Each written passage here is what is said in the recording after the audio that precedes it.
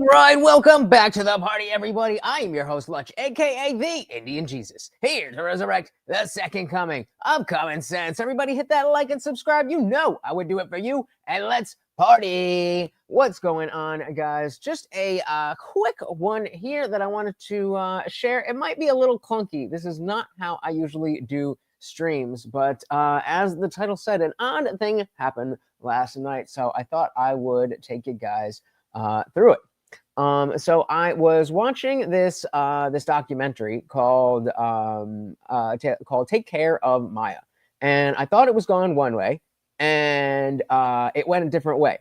But before I, when I was still watching it, I tweeted out thinking that it was going to go one way, and it was going to be something that was reinforcing this opinion that a lot of parents, or at least some parents, are using Munchausen by proxy to trans their kids and get attention from it.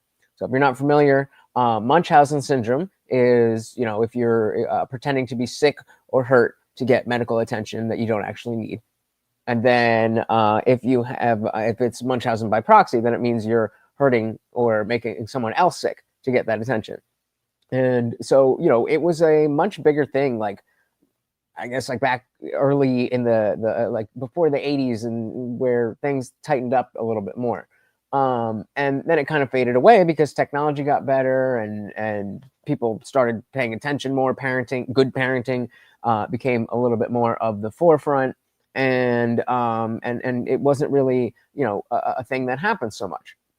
And then of course with all the trans stuff, then it came back. It was a great way for a cis het white liberal woman or a liberal family to finally be part of this BIPOC DEI ladder of oppression. And so that plus the social contagion of these kids actually.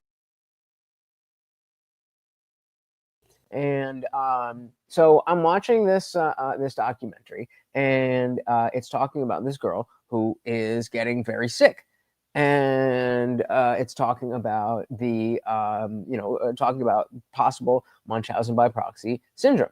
So let me pull this up. Let's actually pull up exactly what I said. So I want to read what I said first. Then we'll go through what is actually in the documentary. It's from a while ago. It was a pretty popular case. I think I heard a little bit about it, but I'd never seen the documentary. I was looking for something. I was looking for a courtroom type thing, and ChatGPT led me there. So, all right, let's see here. What are we looking for?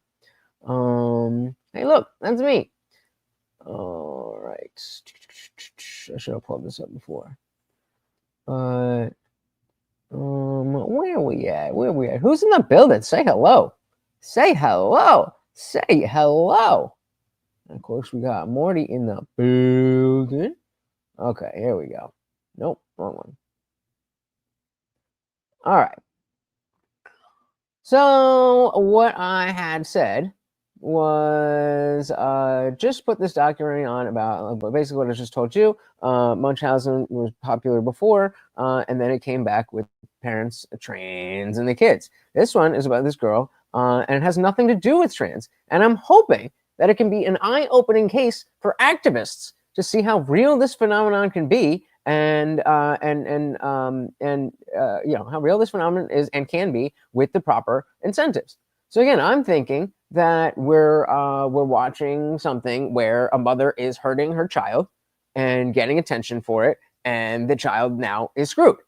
And so taking it out of the context of politics at all, but specifically the trans thing, this is a great idea. Or a great way to show that this isn't just a political tool to be anti-LGBT. This is a real thing. Shout out to M169. Welcome to the party. So if you're interested in the legal take on the case, go to Law and Lumber. He did daily recaps. I think I was actually just watching something. I was hoping we were going to get kind of like a general overview video, but nobody seems to have done that too well. But I do have an article here. Welcome to the party. So yeah, let's take a look at that. The what actually happened with this story. So the truth behind Netflix's take care of Maya is beyond heartbreaking. So even though we are discouraged, we will not settle. Words by Maya Kowalski. That is her. The words by Maya Kowalski capture emotional struggle of the Kowalskis and her family, and many other families who found themselves being targeted by the system. Henry Roosevelt's "Take Care of Maya" Netflix feels like an ode to this struggle by the time the curtain falls on the story of Maya and her family. And the documentary doesn't waste much time getting to the crux of the problem. To accurately highlight the magnitude of the tragedy followed by Take Care of Maya, it starts out by shedding light on the life of the family before it struck. But even with the slightly hopeful beginning, it becomes evident that there is limited light at the end of the tunnel as the truth behind these tragic events faced by Maya and her family is laid out for scrutiny. But what's true and blah, blah, blah, blah, blah. So again, they're kind of Megan Fox writer. Oh, so yeah, I guess this one is one that went under the radar for me. I didn't realize it was going to be that popular once I watched it and I looked it up. I was like, oh, this is like a big thing, and it's like in court now. They like just settled because the by the end of the documentary, which came out in 2023, I think, there was no succinct conclusion, and that's because they're still doing stuff now. So as you can see how they're framing it, it seems like, especially if you are of the mind of like, look, we got, and they're highlighted. They have a scene where they highlight like Munchausen by proxy, Munchausen by proxy, Munchausen by proxy. And we'll go through the rest of the article, and it'll talk about what actually happened and everything. But the way that they're setting it up, even in the article, makes it seem like this is a case of a child being abused by their parent. And so again, that's when I send out the tweet when I hear that, and I'm saying, oh great, I talk about politics, I talk about political issues, and here is something outside of that issue that proves that point. But again, as I'm telling you, that's not what happened. And so I could have just, deleted the tweet and pretend I never saw that. But that's not what I did. So let's continue. Actually, I'm going to make this a little bigger for you. All right? There you go. By the time 17 Maya gets done with her story, it becomes evident that as opposed to the many Netflix documentaries in which perpetrators are numbered in few, there are many responsible for the systemic violence dispensed out in Maya's case. The haunting reality with which even Henry Roosevelt decided to conclude this documentary film is that the victims of this violence also lie in the hundreds through a shocking true story. Blah, blah, blah. So, all right. So Maya's story begins when she is born to Jack and Beata, her parents, who face initial difficulties conceiving the child. Jack was a retired firefighter. Beata worked as an infusion nurse. Life was going well for the Kowalskis until one day in 2015 when Maya started feeling sick with symptoms ranging from blurred vision to unbearable pain. After going through an array of doctors who failed to identify the cause of Maya's condition, an expert in complex regional pain syndrome, or CRPS, Dr. Anthony Kirkpatrick, diagnosed Maya with the disease and started suggesting a ketamine infusion treatment. So again, as I'm watching this, shout out to Carl, welcome to the party. So as I'm watching this, and I'm hearing like, random pain, and you can see in the, I think she does like weird movements and stuff. Again, I'm already primed. I already have the bias of, oh, this is probably some woman who's hurting her child. And so then when you see that she's shopping around with the different doctors, hey, we got Marty in the building. Don't forget, guys, every single donation comes with a treat for Marty. again, so this is playing right into what I think, that this mother, how dare she? And then she goes and finds this doctor who's willing to give a child this crazy amount of ketamine for pain. And again, that's just like, that's kind of weird. That's kind of weird. So let's continue. So yeah, a ketamine infusion treatment, which delivered proven results to many patients before Maya. So they said, right? This is what I'm thinking. A patient suffering from CRPS, or complex regional pain syndrome, goes through spontaneous bouts of excessive pain, much greater than normal pain. Even a small touch may lead to a feeling of immense pain. So again, another type of thing that's like, you could convince your kid that, like, when just by doing that, just by brushing her face, like, oh, that hurts, right? Again, this is where my mind is. This is where my mind is. And again, look, the tweet that I wrote, this could be eye-opening for activists. That's where my mind was. So we go, and thankfully the ketamine worked for Maya, and she got significantly better, although she wasn't able to walk. Maya's condition required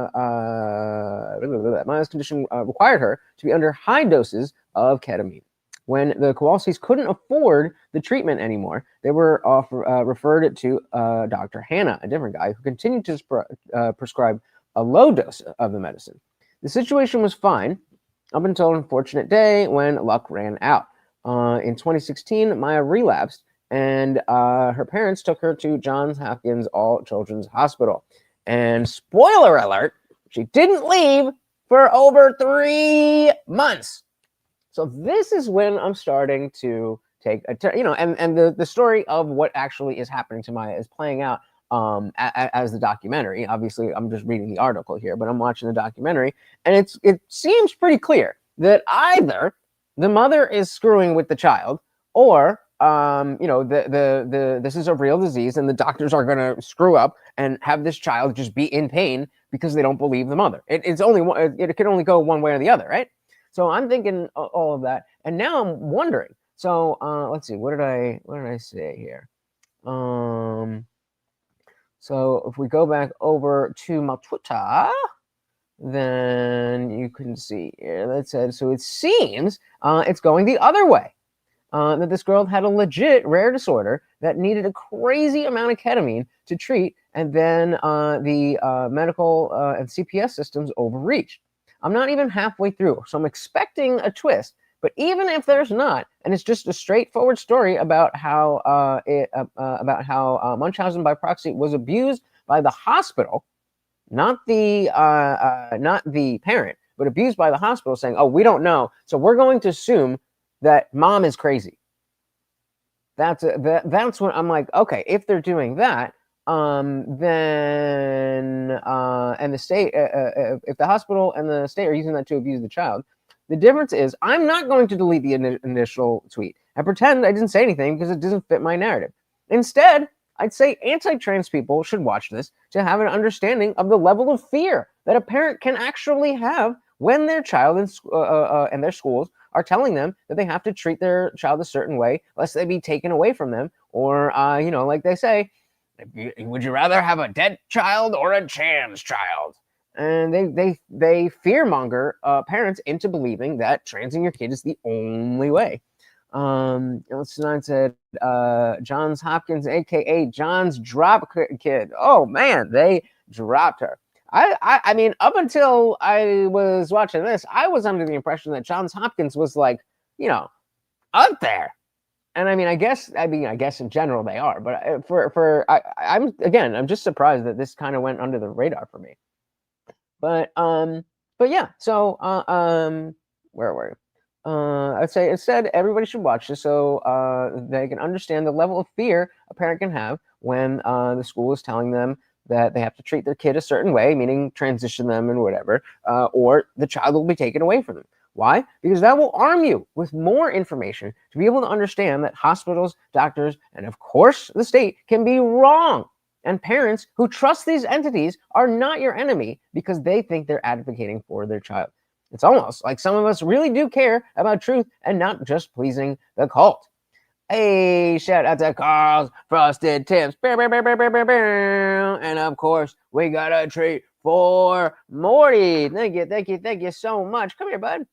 Yeah, that's a treat for Morty. Oh, he's loving it. Look at that. Thank you so very, very much, sir. And of course, that makes you the new sponsor of the stream. Very, very, very much appreciated. Let me update that banner. Thank you, sir. Did you guys have you guys seen this this documentary? Obviously, M169, you are familiar with the case itself. What about the documentary or any? I mean, again, you the case itself, you know a lot more than I do.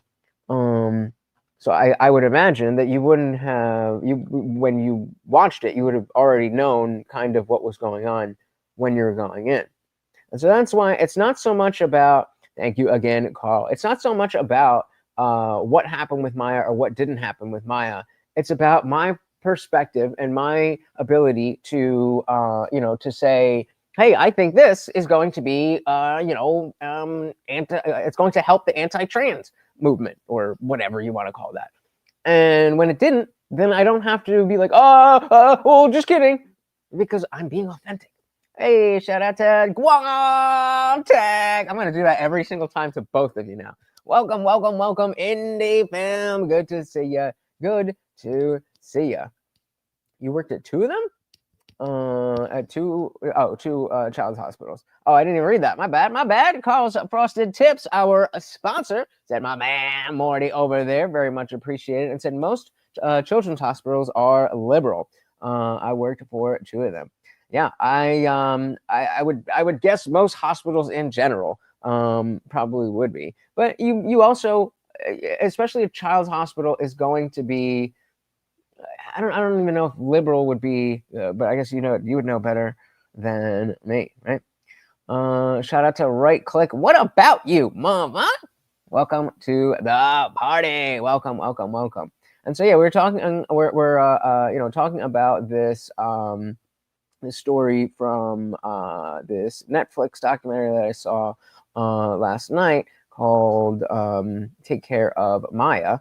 And long story short, again, doesn't matter so much about the story of what happened with her because she,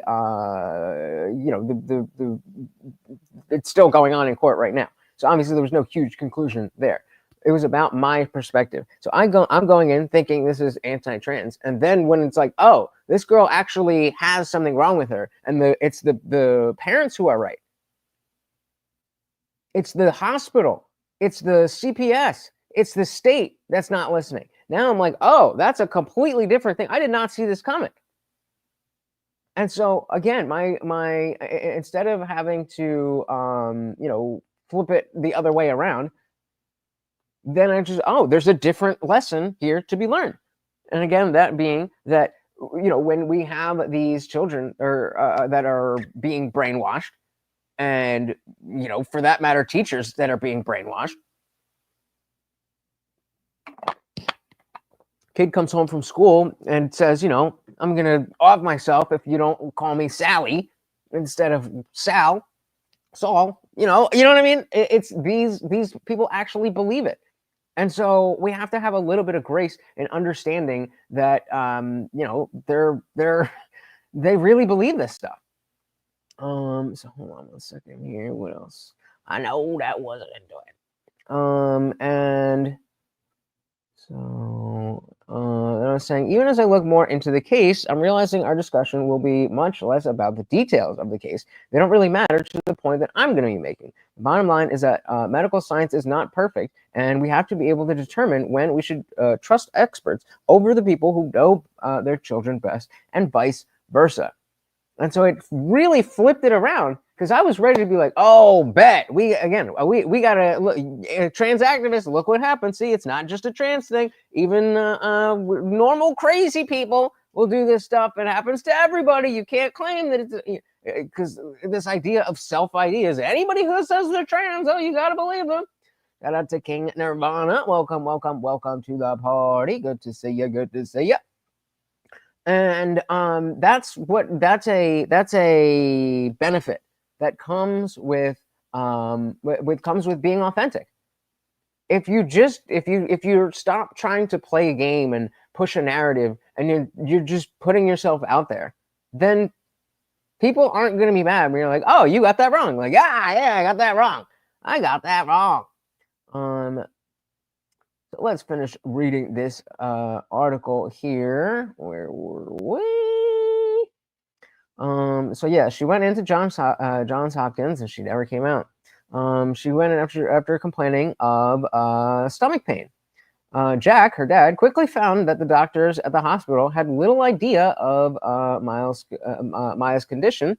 And if you're just joining us, that complex regional pain syndrome, where she just gets crazy amounts of pain everywhere.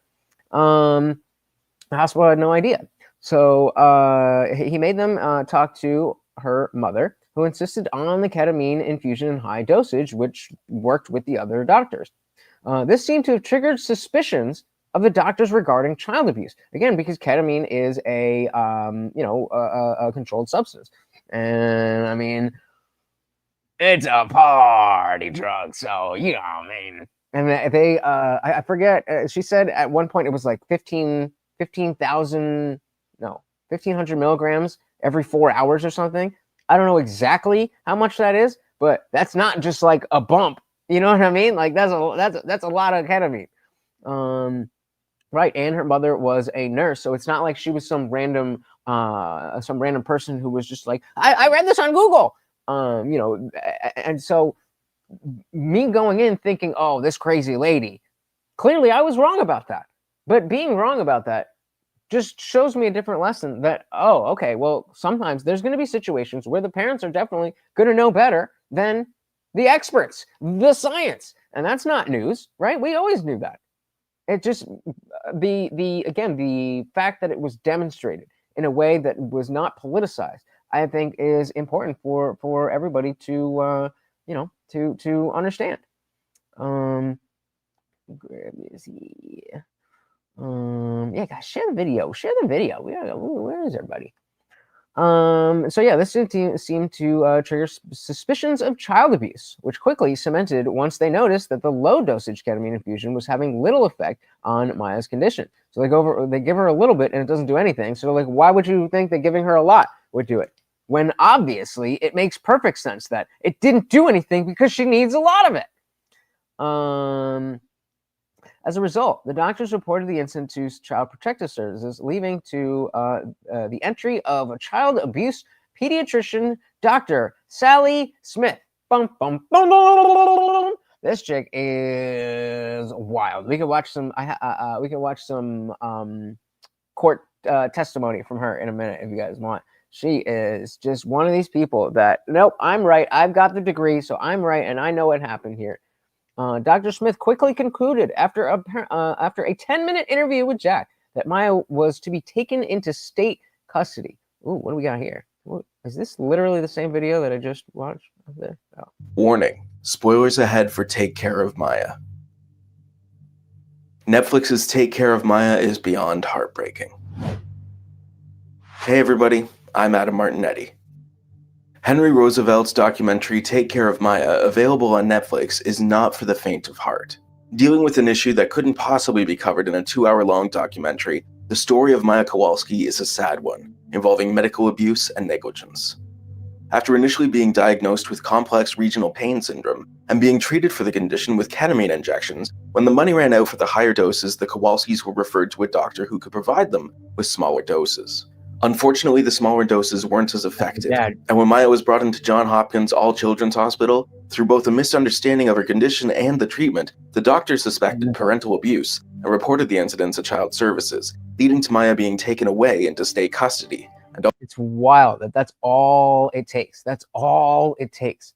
And so we, on this side of the trans issue, have to be again, give grace to the parents on the other side when your child comes home and says, Mom, I'm trans, and Miss Sally, whatever, said, if you don't let me do this, then Child Services will take me away and I can be whoever I want. That's a real thing. That's a real thing. And we have to remember that it's the media, it's the politicians, and it's not those parents that are the ones that are pushing this. They are the ones that have been victimized by it. Carl said the one in Philly was super liberal. They pushed the woke stuff.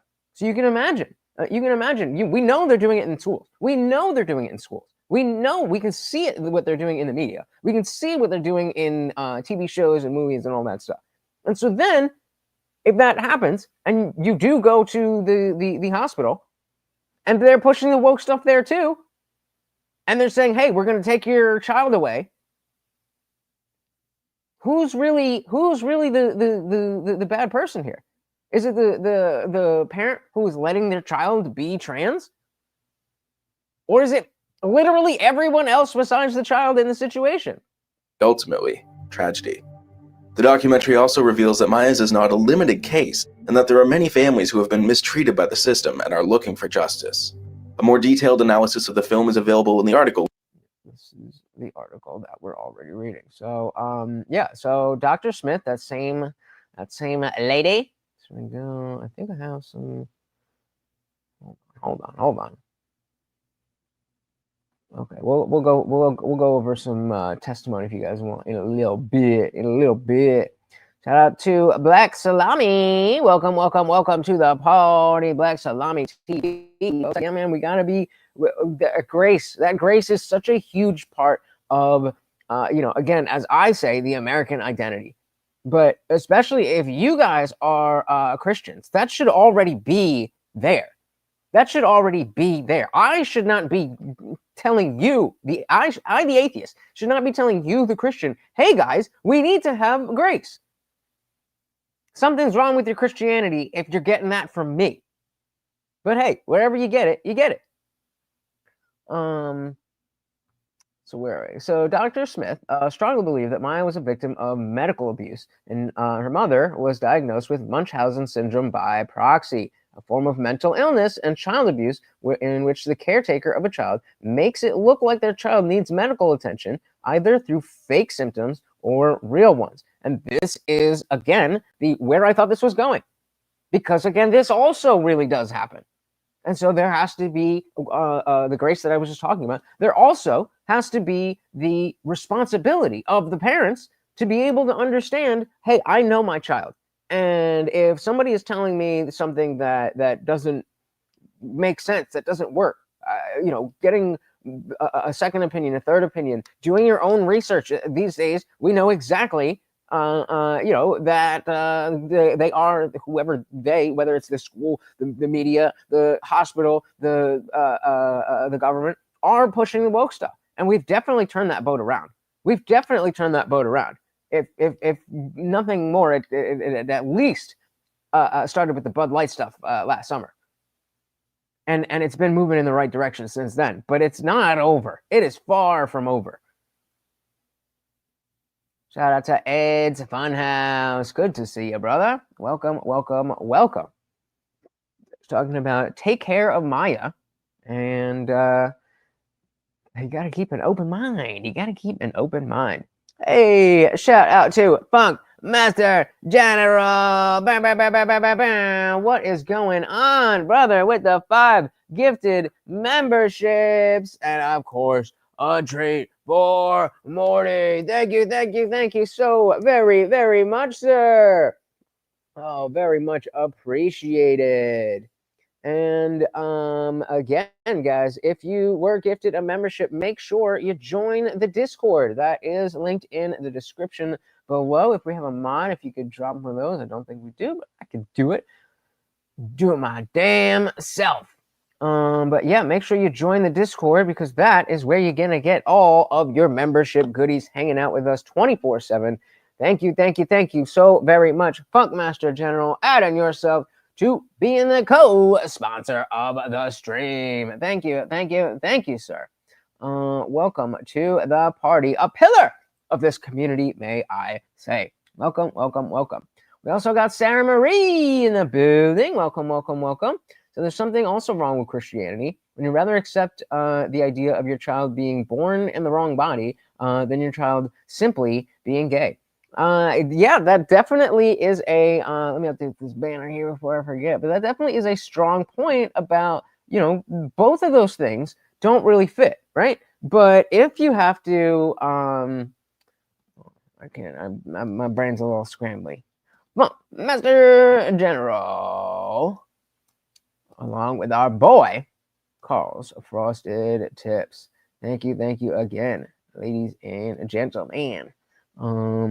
We got those 5 gifted memberships. Thank you, sir. All right. Yeah. So the idea that within Christianity, having a child born in the wrong body doesn't fit with Christianity, but having a child that's simply born gay also doesn't fit. But one of those is clearly better if you have to have one. One of those is clearly better if you have to have one. I get it if you're not into that and da-da-da-da-da. If that's not what you believe. I get it. But sometimes you don't get to choose. You don't get to choose what your child believes. You can indoctrinate them all the hell you want. But some of us believe that they are born gay. And whatever you believe, it's what they believe. Good point. Welcome to the party. Carl said, I've seen it. We had parents who came in over and over for stuff, and the kids were always really sick when they shouldn't have been. Poisonings especially. Yeah, that was a very popular way that you would see Munchausen by proxy, is just asbestos poisoning or lead poisoning, where mom would just put a little something in the kid's milk every morning, or the kid's cereal every morning, and just constantly having problems. And the kid then sometimes it's about getting attention from outside, but sometimes it's about getting keeping control over. It's the parent keeping control over the child and making the child sick, so that the child feels like, oh, I need you, mommy and daddy, or I need or whoever. And yeah, it is definitely a real thing. And to think that it wouldn't happen with something that can be done as easy or as simply as transing your kid, I don't know what would make you think that.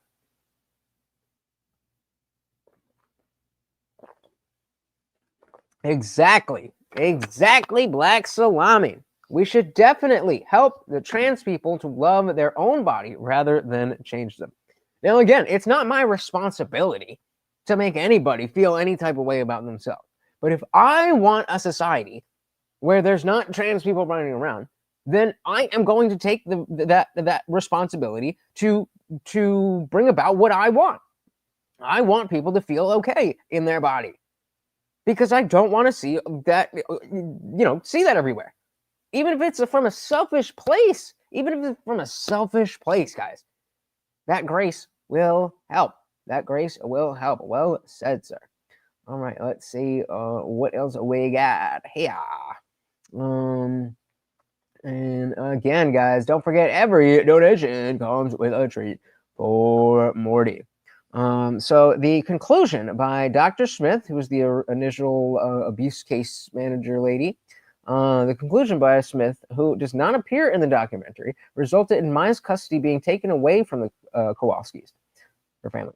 Interestingly, in the documentary, Dr. Kirkpatrick, which I believe was her first doctor, reveals that he had offered objective evidence regarding Maya's diagnosis to Dr. Smith. Yeah, so the first doctor who initially was giving her the ketamine revealed to the other doctor that, like, hey, I have objective evidence here that CRPS, or whatever it's called, is a real thing, and she needs this level of drugs.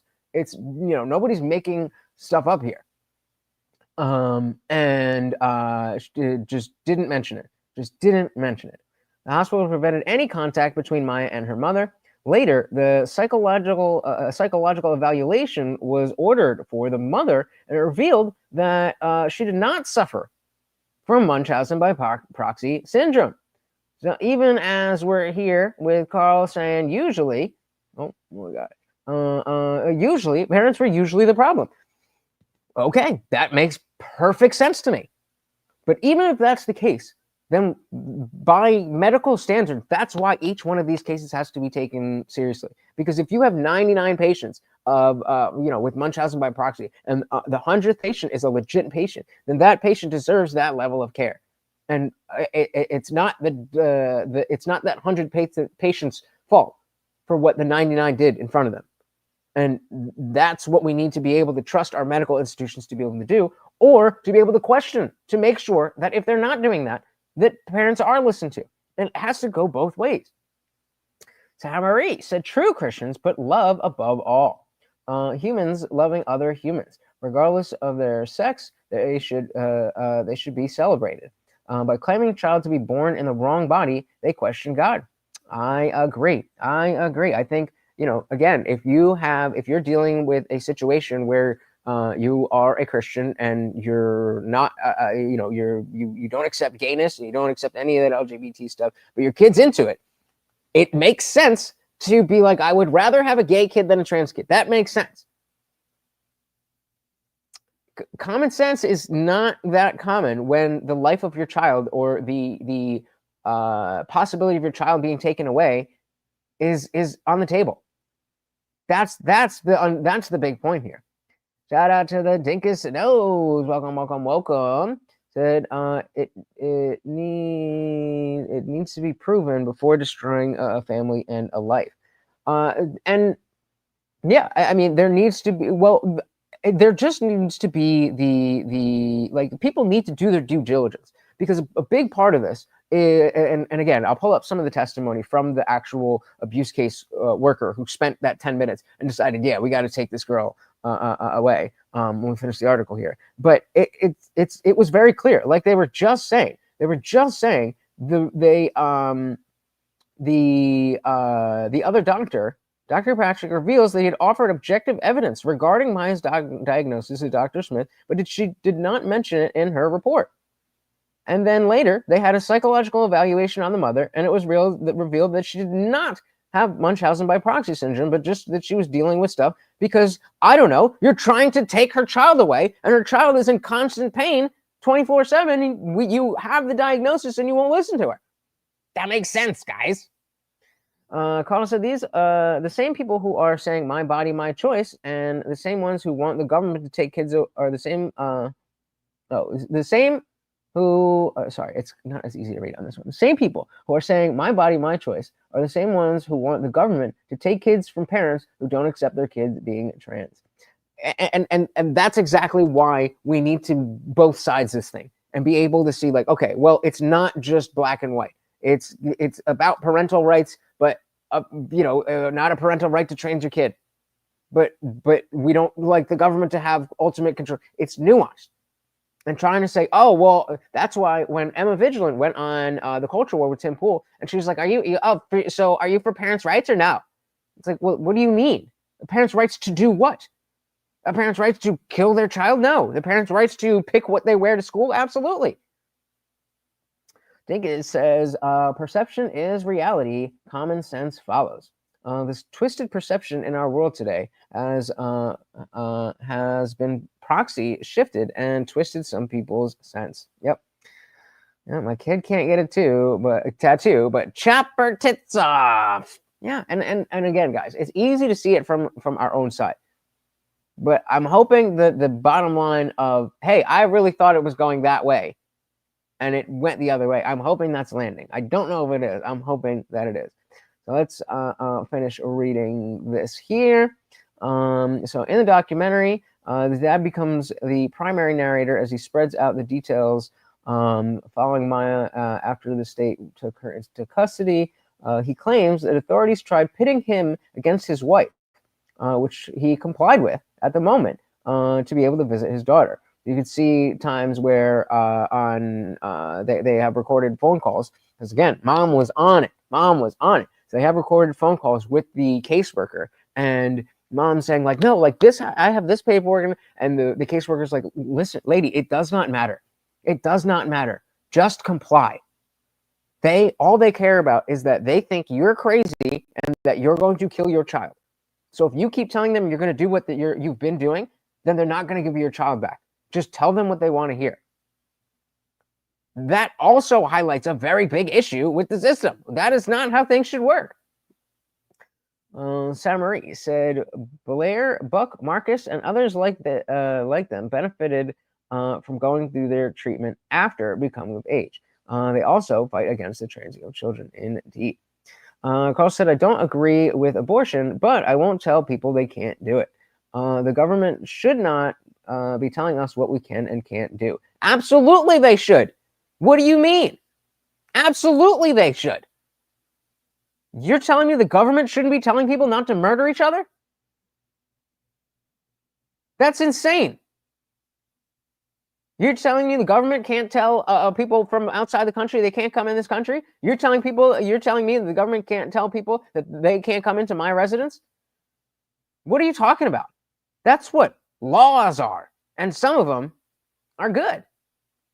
Shout out to Anne. Welcome, welcome, welcome. Dinkins said, I hope that we can all communicate effectively with compassion to guide our collective community back to common sense. That is the goal here, right? That is the goal. Oh, this way. Here to resurrect the second coming of common sense. What we can do medically. Yeah, when it comes to medical things, there's a much more narrow scope. But again, I still think the government should be telling people that they can't cut their healthy arms off. They should be telling doctors that they can't use their body to cut somebody's healthy arm off. I'm okay with that. Like Salami said, I think all life is precious. Even a rapist baby didn't ask to be created through rape. I think people use abortion like contraception these days, and we have witnessed that. Absolutely. Absolutely. Excuse me. So yeah, they were pitting them against each other, and he complied with that, trying to be able to visit the daughter, despite the hospital claiming that Maya improved during her stay there. So now we're getting further down in the documentary, and this girl, and remember, I'm thinking it's crazy mom screwing with her daughter, but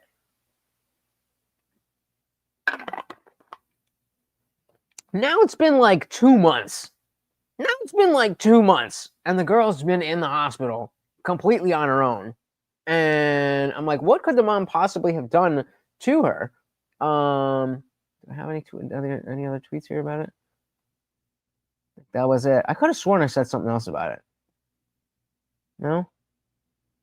Hold on. Could have sworn I said something else.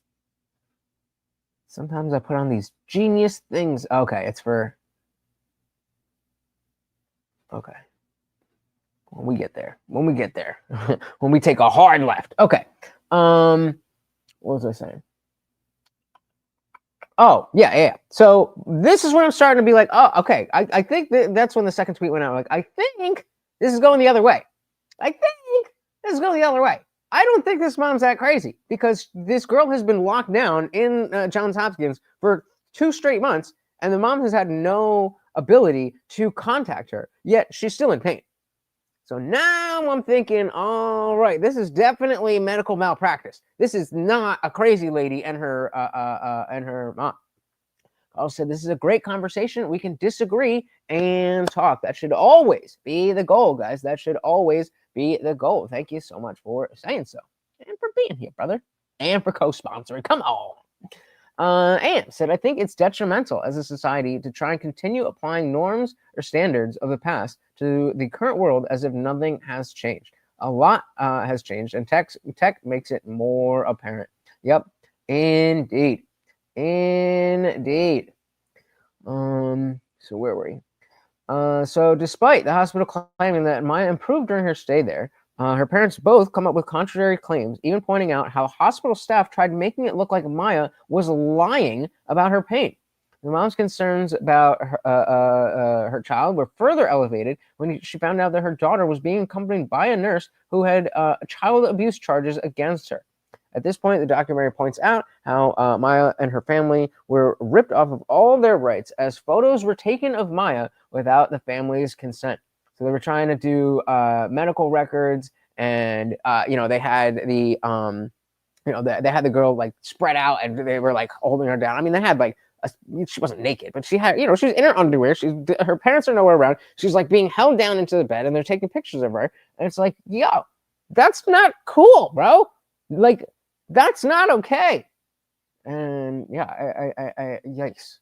So despite the continued struggle the family has been through, the worst was yet to come for Maya and her family, as 3 months after Maya was placed under state custody, Beata Kowalski, the mama, herself in her house. The breaking point for Beata came when she was prevented by the judge from hugging her daughter in court earlier that day. Before ending herself, the mom sent an email to the family explicitly mentioning the factors leading to her decision. In the email, she blamed the judge should anything were to happen to Maya. 5 days after the mom's death, Maya's custody was handed over to her father. So the way it went down, they were in court trying to work on things, and they were, nothing was going to be completed that day, but they were in court. They were both there, and the lawyers were just Maya's lawyers, the girl's lawyer, not the mom's lawyer, was like, could we just get a hug? Can she just hug her child? And I remember the other lawyer for like I guess it would have been the hospital, was like, well, that's a weird request. And the judge was like, yeah, I agree. I don't think we're going to do that. And then cut to, the 911 call. And I'm like, whoa, that is not what I expected. And so that is when I put the final tweet here. I was like, wow, yeah, so that took a hard left. But that's the beauty of being authentic. I thought talking about this documentary would be a win for me in the trans debate. It has almost nothing to do with this, but it's still something that shows a very different reason why the original opinion I had is still reinforced, even though I said that wrong. Not the original opinion I had, but meaning where I originally stood on things in general. I misspoke there. Also, I used to smoke weed with Johnny Hopkins. Well, there you go. Shout out to Johnny H, as they call him. So read that. And not the original opinion that this was going to be proof that Munchausen by proxy is a real thing. Number one, it is, but that's not what was proven. What I should have said was the original positions that I had were still reinforced, even though I thought it was going to be the trans position. It was the don't trust the science position. So that's what I mean by that. So that was still reinforced, even though the documentary is almost opposite of what I thought it was. Dogmatic supporters of the science will cope by saying, I'm just twisting my position to fit my narrative, but tune in tomorrow, that's right now. You'll see how even if you hold bias, as long as you're open about them, then being wrong about a particular instance doesn't undermine your entire position. And that's, there you go. I got me a little something, we're gonna do a little something. I just figured I had to come and chat with you guys, and I wanted to share that with you guys. And let's see, I have this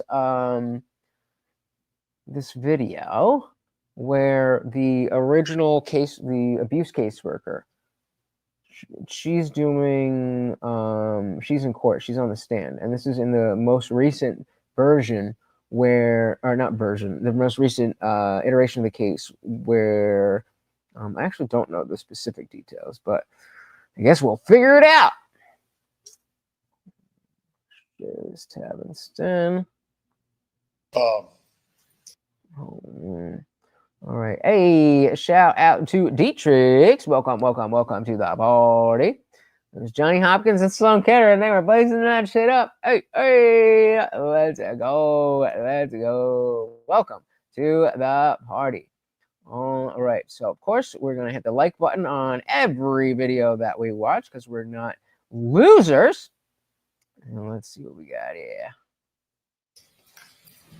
Does your December 2nd, 2016 report, Defense Exhibit 3045.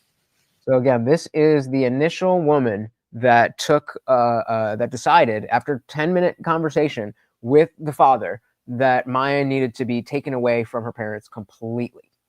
Yeah, so I think a dogma applies to any position that anyone claims or asserts authoritatively, whether it's science, religion, politics, etc. Absolutely, absolutely.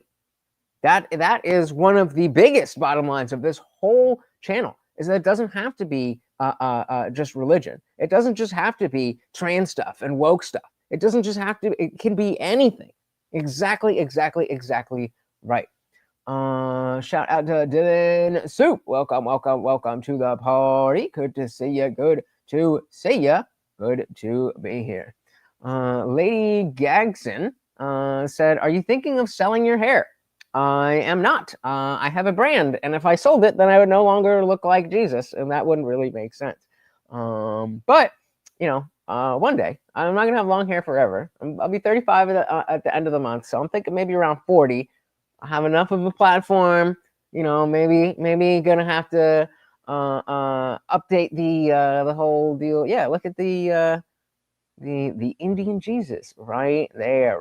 That's me, here to resurrect the second coming of common sense. Welcome to the party. We're talking about that documentary, Take Care of Maya, where this lady here, after 10-minute discussion with a parent who their child had a crazy rare disease, but it was real, decided, nah, we're taking your kid from you. And this is her on the stand. Let's dive into this. Report, Defense Exhibit 3045. No, Fauci said, I am the science. Your opinions and conclusions as of No, that of day. course I'm not Jesus for real. I'm actually an atheist, so I don't believe that Jesus was anybody special. I just believe he was some guy that people probably pretty cool, but no, I don't really think I am the Messiah. I'm the Son of God. No. Regarding my medical evaluation, yes. Okay. And just if you would briefly tell the court what your opinions were regarding this matter as reflected in that report. As reflected in that report, it was my conclusion that there was what we call positive findings for medical child abuse, and that the medical record review and the history taking and that kind of thing that I had reviewed provided very strong evidence to support that conclusion. Okay. So I found evidence, therefore, child gone.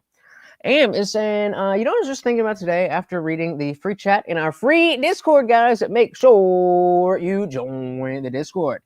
Am was reading and thinking, do you think that the libs realize that they're a product of No Child Left Behind? We weren't, and there's an apparent difference. I don't think they realize it. I don't think they realize it all. No, I don't think so. Jesus was a neat philosopher. I'm totally down with that. Dylan said, real talk, it would be hilarious if the real Jesus was an atheist, and ironic. That would be awesome. Yeah, they were enjoying. I just saw the clip. I wasn't actually watching the fight, but they were loving it, huh? They were loving it. Was there any conclusion? And is that she's basically conclusion saying, of medical child abuse? She's just basically saying, yeah, based on what I thought, I'm the professional, I'm the expert, and I thought there was abuse. There you go. Would colloquially be known as Munchausen by proxy? Yes, and I believe it's even in what we call the impression. That was my conclusion in the report. I put in parentheses Munchausen syndrome by proxy because that's kind of a well-known term for this situation. Okay. And did you reach any conclusion? She's not wrong. Remember, she's not wrong that it is a well-known term for that situation. Regarding conversion disorder? Had it been that situation? Yes. And what was that? It was my opinion based on all of the observations of the various medical staff and team and staff members, et cetera, as well as based on multiple other physicians' reports that I had reviewed that she had a conversion disorder. It's actually called a functional neurological disorder now, but at that time it was called a conversion disorder. When you say she, you refer to Maya Kowalski? Maya Kowalski, yes. So that's what she's saying. According to me, I think that Maya had this other thing. It shows you how weak of a science psychology actually is. Is there very strong things that we can learn about how people think from the study of psychology just as a whole? Absolutely. Is it anywhere close to something like mathematics or physics? Hell no. It's a bunch of liberal women who are weird, by the way. They're all weird. I don't know if you've ever been a psychology major. It's all women, and they're all weird. And then they just get this justification to say, yeah, whatever you think is right. And then we get surprised when this is what happens. In reaching the conclusions and opinions you just expressed to us, how many pages of medical records did you review? I don't know exactly as I sit here, but well over 2,000. Okay. And I see you brought with you today a stack of 3, 4, and 5 inch binders that is on the table in front of you. Are those at least some of the records you reviewed? Those are all of the medical records that I printed. So there were some that I reviewed in the electronic medical record from Johns Hopkins All Children's Hospital that I don't have copies of. But everything that I had copy of in terms of all her medical records going back to actually her, first visit to the pediatrician up in Chicago is in those binders. Okay. And did the material you reviewed also include certain online WordPress blogs that had been created by Beata Kowalski? Yes. I believe that's. So now she's taking personal blogs from the mom that have nothing to do directly, like that weren't obtained through the context in which they were printed, and putting that in her report. All I have, Your Honor. Mr. Anderson, do you have anything in proffer? Dr. Smith, Now this would be cross-examination. before, This would be or mine. let's say, right at the start of this, in the first part of October, you had a call with Dr. Kirkpatrick, did you not? I did. Remember, Dr. Kirkpatrick was the first guy that was like, oh yeah, you've been going around to all these different doctors, but Maya has CRPS, this crazy thing where it's a nerve thing, and even a soft touch to her face could be damaging in the amount of pain. That's a real thing, and she needs a high dose of ketamine in order to deal with it. And then they did it, and then it worked. That's who we're talking about. That's Dr. Kirkpatrick. You had a call with Dr. Kirkpatrick, did you not? I did. And Dr. Kirkpatrick explained to you that he had been treating Maya Kowalski for CRPS, correct? He did. And he told you that statistically speaking, CRPS is often mistaken for conversion or Munchausen by proxy, did he not? I don't really remember exactly what his words were. I took a few notes from the conversation that I had with him, and I know that there Okay, and what do those notes say, ma'am? was some general discussion along those lines. And yet you did not put anything in your report about Dr. Kirkpatrick, did you? Yes, I believe there's a whole section about his medical records. But not about what he said, and that's what they were saying in the article, that she was aware of this. She was aware of this. She was aware that it was a real doctor that gave a real prescription, that gave a real... And if you want to challenge that and say, hey, I have a different opinion, I think that doctor is wrong, that's one thing. But to just completely ignore that this woman who you're trying to take her child away is just crazy and making shit up out of nowhere, that's insane. I think they ended up winning like $260 million. But the mom hung herself. And then 69 said, I followed this court case from beginning to end. Behavior of the hospital was disgusting. Definitely seemed that way from the documentary. And again, I was going in ready to be on their side. Oh, this crazy bitch. I went in going with that perspective. But that's what it means to not be dogmatic. To be like, oh, bet, I'm going to tweet out. I'm going to look so cool. I know this is going to be about trans. And then not deleting it and be like, oh, guys, I was wrong. But also, check this out now. It's not that hard. I mean, I spent a long time living dogmatically. But it's been so long that I really do forget what it's like to be able to dig your heels in that deep. I'm sure there's things that I would dig deep. I mean, I'm not trying to say I'm perfect, but like this is doing the work.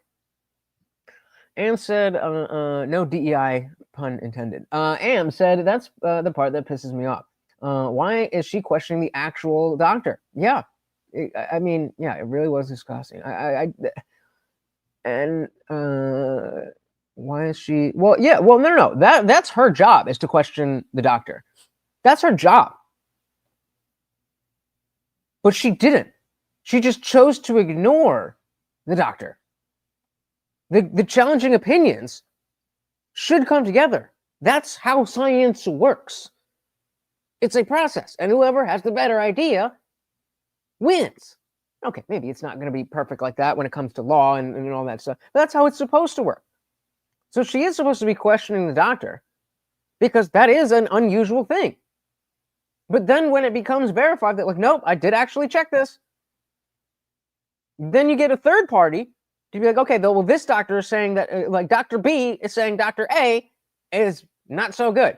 So we get somebody who is a doctor checker to check on Dr. A and Dr. B and see what the fuck is good. And 169 said they won over $237 million, but the hospital has appealed the decision. But the interest is accrued daily. Yikes. I mean, they got the money though, right? They got the money. Her job as a child abuse doctor is to find child abuse. Yeah, but I don't think that they're so finding a doctor who's not a good doctor to give you the drugs that you want, even though you don't necessarily need them, is a crime from the doctor, but could also be abuse from the parent. So I disagree that she shouldn't be questioning the doctor. I disagree with that. The doctor happened not to be wrong. And that's what should have came forward. If she did her job properly, if she questioned him properly, then we would have got the answer that you question the doctor and then realize that the doctor is correct. But exactly is what question the science is exactly what you should do. Trust in the science is what you're not supposed to do.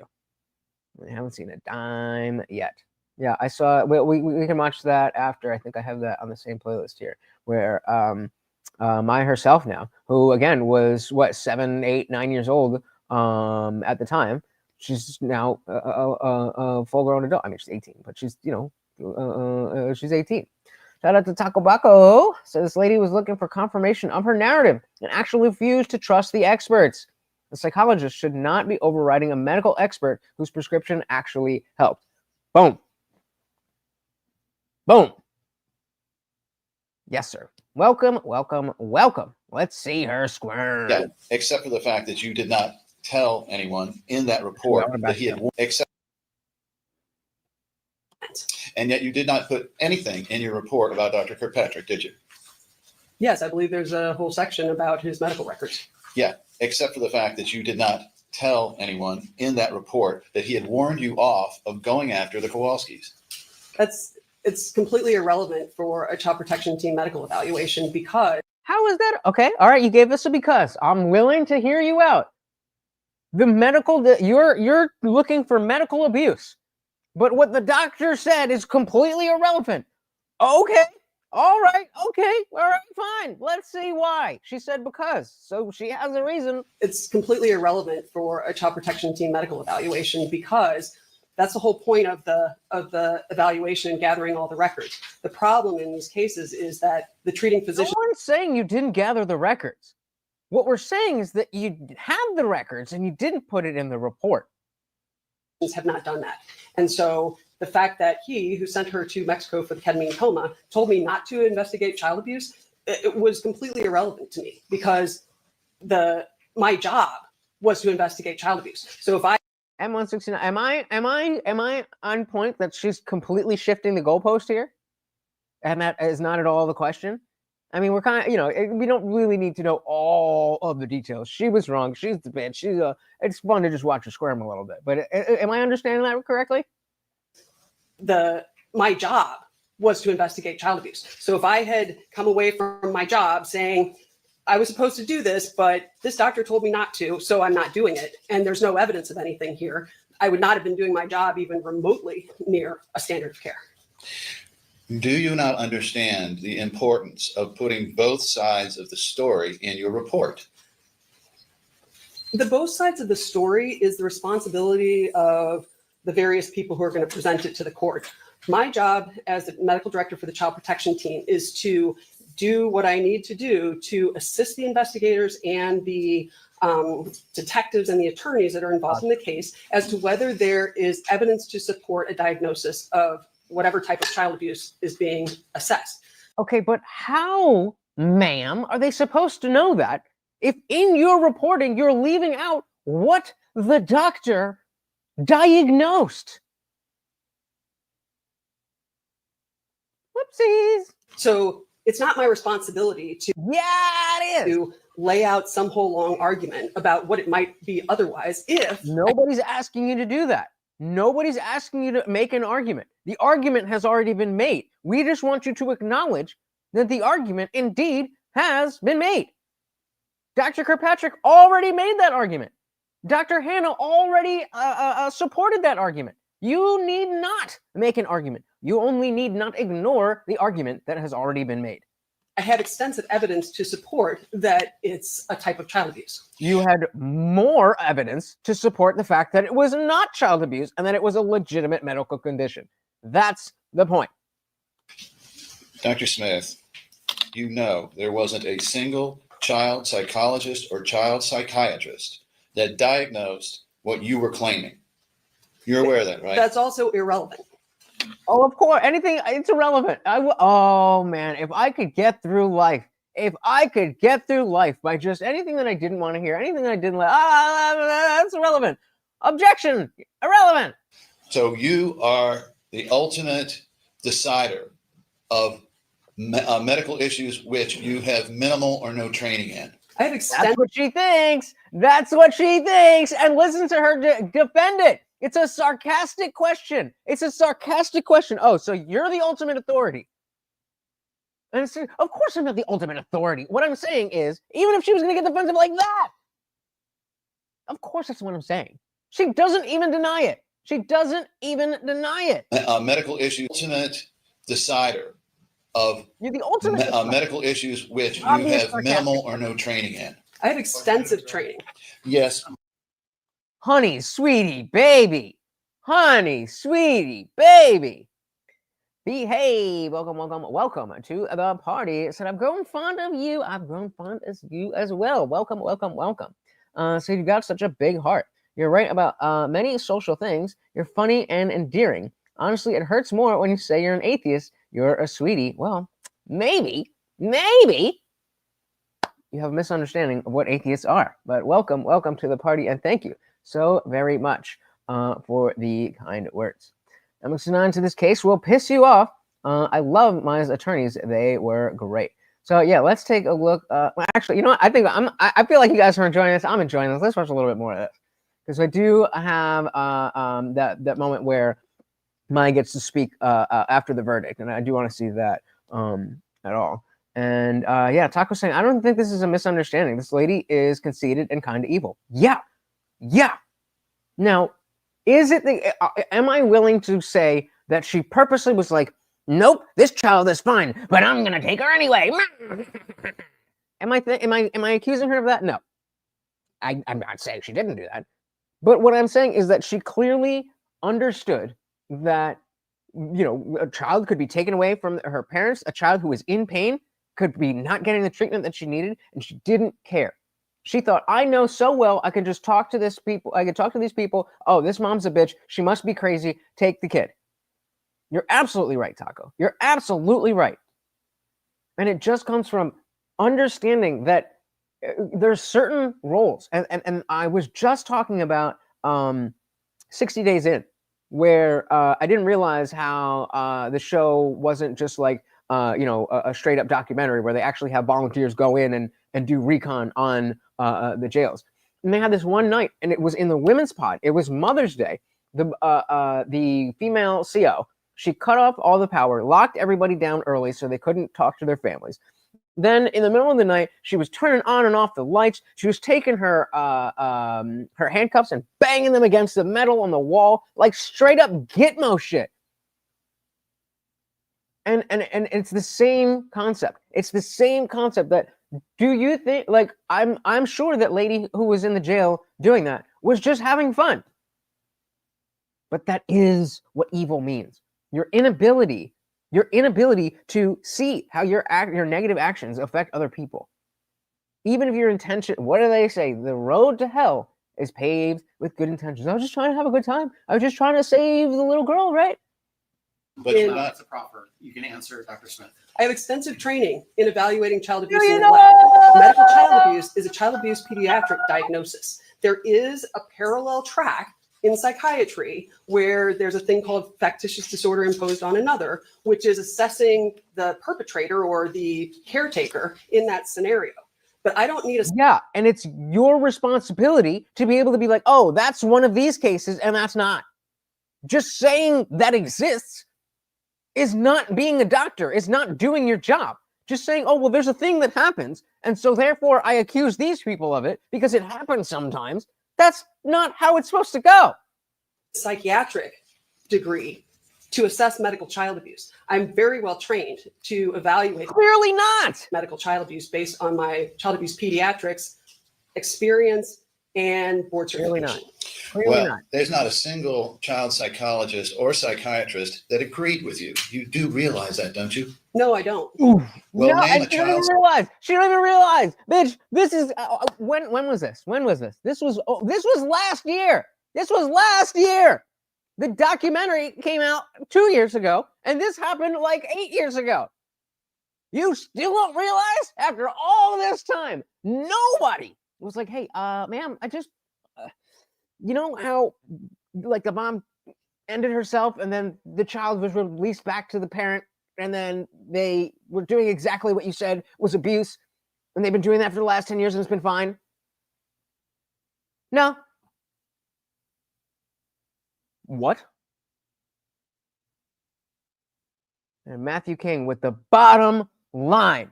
The bottom line. She may be an expert, but experts can still be wrong. And not only can experts still be wrong, experts aren't always fucking experts. Experts aren't always fucking experts. The experts don't always have expertise. Absolutely right, sir. Welcome to the party. Tago said getting her Munchausen diagnosis was more important to her than separating a child from her parent. And not just, again, you're absolutely right, but it's not just a child from a parent. A child who is in severe pain with a very rare condition, who is stuck in the hospital. And Tago goes, even when multiple actual experts with medical condition disagree. Yeah. That's the, and I didn't even mean to, juxtapose it this way, but that is the dogma that would prevent somebody like me from being able to take that lesson from the documentary and instead just turn it off when it doesn't go to the conclusion that I wanted. Clearly, she would not have finished the documentary if she was in my shoes. Psychologist or psychiatrist that examined Maya Kowalski, who agrees with you. Well, they're wrong. Well, I'm right. that wasn't their job to write in the report whether there's medical child abuse. So that specific thing documented by, for example, Dr. Cabot or Dr. Katzenstein, I don't know. Honestly, I'd have to look back to Clearly, you don't know. That is exactly what we're trying to establish here. see if they ever documented that as one of their diagnoses. But that's not their job. My job is to assess that, and if I present adequate evidence to the court can act on that. That's it. As long as I've done my job, as long as I can say, well, technically, I'm not exactly wrong. That's my job. That's what she's doing here. And I mean, so all right. Well, let's see. Actually, there's a pop. Okay, let's go to the peaks here. We'll look at the peaks, and then quickly we'll look at a little bit of what Maya had said. Actually, we'll go back a little bit. See what they're talking about here. Had this 10-year-old child do hyperbaric oxygen treatment, I believe, on 40 occasions in a row when she also got ketamine on some of the same days. So I wasn't terribly worried about whether he thought or did not think that she had CRPS. Because you'd already decided in your mind that a board-certified pediatrician with his years of experience was not qualified to render an opinion on that. Is that right? Objection. Yep. The credentials, and I have to comment on another. Doesn't matter, the jury already heard An it. answer. I'm sorry. Oh, and the MJ. Oh my God. So okay, I don't know. Let's go back to that. We'll go back through that because that was I'm understanding why there was a big peak in why everybody's watching this part. So she was basically saying that like the same thing, that I'm justified in coming to this conclusion even if I was wrong because the evidence was there. Psychology isn't perfect. I don't have a crystal ball. So even if I was wrong, it's not my responsibility to be completely right and present all sides of the argument. It's just my job to say, can this particular thing of abuse be met? And if the parameters of abuse are met, then we take the child. That's my job. That's it. That's what she's saying. And then the lawyers are saying, well, yeah, but like other like medical professionals, doctors, were saying like that it wasn't a case of abuse. And she was like, well, yeah, but this, that's not their job to determine this. That's my job to determine. And when they're like, yeah, but they said it was medical. She's like, that's the situation. We're gonna go back through that. Oh my goodness. And once he's 9 said, I'll just say this. This particular doctor has never not found child abuse. So I stand by my assessment. Great. Hell yeah. Poor baby indeed. We're going to hear from her. So yeah, let's back this up just a little bit here.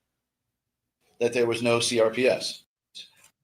A neurologist one, did it come to your attention? Nowhere in any of the records did anyone who had any expertise in this, that is a pain management doctor, a neurologist, or an anesthesiologist, ever agree with your assessment that there was no CRPS? I think I just answered that. Yes, I believe there were people that had the same opinion. Okay. What did you check with Dr. Spiegel, a board certified neurologist that treated Maya and confirmed CRPS? Objection.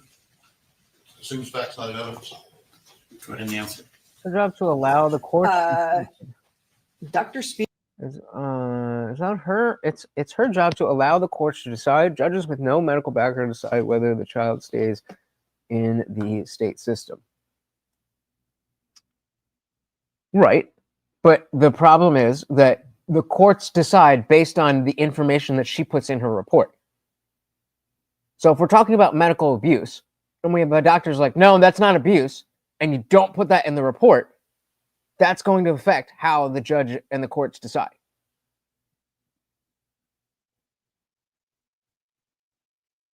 Right? Like if you're on high dose, and yeah, judges always go with the experts. So if you're on, and this is ketamine.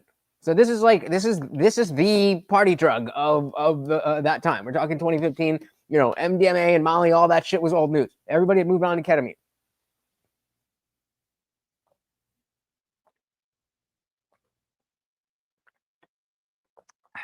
So this girl, or this mother, is giving a 10-year-old girl a dose twice a day that would knock out the biggest fucking Wookiee that you would find at at Burning Man.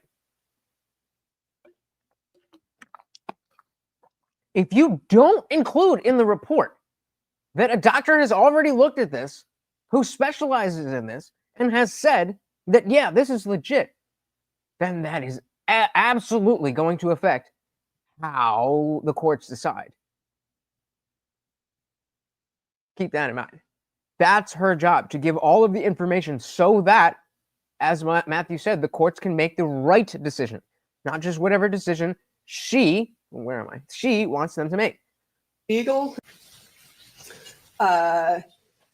Dr. Spiegel had this 10-year-old child do hyperbaric oxygen treatment, I believe, on 40 occasions in a row, when she also got ketamine on some of the same days. So I wasn't terribly worried about whether he thought or did not think that she had CRPS. Because you'd already decided in your mind that a board certified pediatrician with his years of experience was not qualified to render an opinion on that. Is that right? So again, she's saying, I didn't think that, he was qualified to do this. And again, the lawyer sarcastically is like, well, because you already decided, right? Her lawyer is like, objection. But the judge is actually like, yeah, answer that. So you'd already decided, right? You'd already decided that experience decided in your about whether he thought or did not think that she had CRPS. because you'd already decided in your mind that a board certified pediatrician with his years of experience was not qualified to render an opinion on that. Is that right? Objection, misrepresents the credentials, and ask for comment on another creme de la- Overruled. Go ahead and answer. I'm sorry. Dr. Barr, Yeah. a board certified neurologist, he testified and confirmed CRPS. Did you put that in your report? I don't know that I specifically said that he said that diagnosis. I think, as I recall, without going into the stack, that I did say in the history that Dr. Kirkpatrick had diagnosed her with that. Those people might have had that opinion. I don't think, based on my review of the CRPS literature and discussions with physicians since then, and in the context of all the evidence that there was of medical child abuse, that Dr. Barr's opinion, if that was his, that she had CRPS, was reliable. Okay, so now Dr. Spiegel is not reliable, and he's a neurologist. At least will you agree that neurology and anesthesiology are the two areas that are most involved in the investigation of complex regional pain syndrome? I imagine those are people that typically evaluate and treat patients with complex regional pain syndrome. Sure. Yeah, so they probably know better than you, and you bugged up. Did I have it? I thought I had it here. I guess I don't have it here. Kowalski. What did I write? But yeah, so I mean, it goes on like that. But that's exactly what happens when you, when you stick to your guns so much that you're not willing to change your mind. So this was from last year on the. Oh, come on.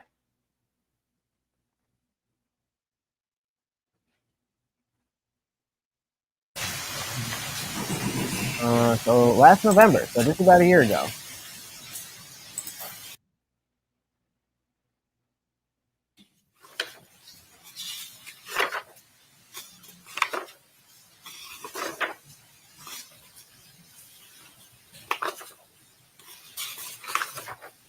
Hit that like button, of course. The clerk to publish the verdict, please. In the 12th Judicial Circuit in and for Sarasota County, Florida, case number 2018 CA 005321NC. Jack Kowalski, individually, Jack Kowalski as parent and next friend of NK, a minor, and Jack Kowalski as personal representative of the estate of Beata Kowalski plaintiffs versus Johns Hopkins All Children's Hospital Incorporated defendant. As you can see here, the father, and she had a younger brother, and of course a mother, but. Verdict form. We, the jury, return the following verdict. Claim 1, false imprisonment, October 7th through October 13th, 2016, Maya Kowalski. 1, did Johns Hopkins All Children's Hospital falsely imprison Maya Kowalski without legal authority under circumstances that were unreasonable and unwarranted between October 7th and October 13th, 2016? Yes. 2, what is the total amount of Maya Kowalski's damages for medical and psychological? What did they say? 2017? 2017? 2016. So imagine 2016 to 2023. Finally, after gaslighting you for years and years and years and years and years, finally, in a court of law, they're like, nope, you got it, baby. You were right. They were wrong. And of course, they did appeal, but this is bad. And so it does raise an interesting question about, like, would it have gone that far if Beata, her mom, didn't end herself and bring that much more attention to the story, which is a very, very sad place to go. But I'll let you guys ponder that. Sinan said the judge with his island of hair, which trial watchers dubbed his tuft of justice. I'm gonna have to go back over it. Where are we? Oh, look at it. Where are we at? 4 minutes. He's a little tuft. Oh, come on, bro. Just shave it off. Shave it off. What are you doing, bro? Shave it off. Where are we? Shave it off, bro. What are you doing? What are you doing? And 4 minutes. Between October 7th and October 13th, 2016. Yes. 2, what is the total amount of medical loss and damages and medical and psychological expenses to be incurred in the future after someone is the age of 18 based on the false information? All right, so she's going to make a statement after this, guys, but that's pretty much all I got. I am down to hang out with you guys. If you want to keep the party raging, you know how to do it. Imprisonment occurring between October 7th and October 13th, 2016. $2,496,000. 3, what is the total amount of Maya Kowalski's damages for pain, suffering, mental anguish, inconvenience, and loss of capacity for the enjoyment of life sustained in the past and to be sustained in the future, based on the false imprisonment occurring between? I think this is not actually. Let me just go through my history. Damn it! It was just on the side there. This is it. This is it. There we go. This is what I was looking for. My beat. Let's grab here. What y'all got?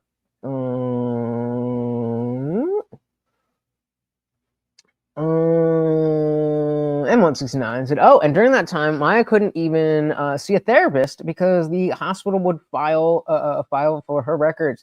Yeah, that was another big thing about how them not There wasn't ever a specific them not being able to talk to not only not being able to talk to their child, but like M169 is saying, not being able to be honest with a therapist, because then the hospital and CPS and all of them are going to would take those records. Because she's a child, she doesn't have the same protections. I don't know exactly how that works. Obviously, that's how it should be, but perhaps that was part of the medical malpractice. So this was her testifying about her mom. There wasn't ever a specific time where I saw the doctors and nurses ask my mom to leave. It was only because this was the day that she had to go to work. And that was my last conversation with her. Whereas with my dad, I vividly remember people coming in and telling him that this was his last time to say goodbye to me. Oof. Shout out to VHS 201 said, "Welcome to the American judicial system where everything is made up and the points don't matter. Who law is it anyway?" Love it. And I mean, if you don't laugh, you're going to cry, right? It really is that bad. Welcome. What?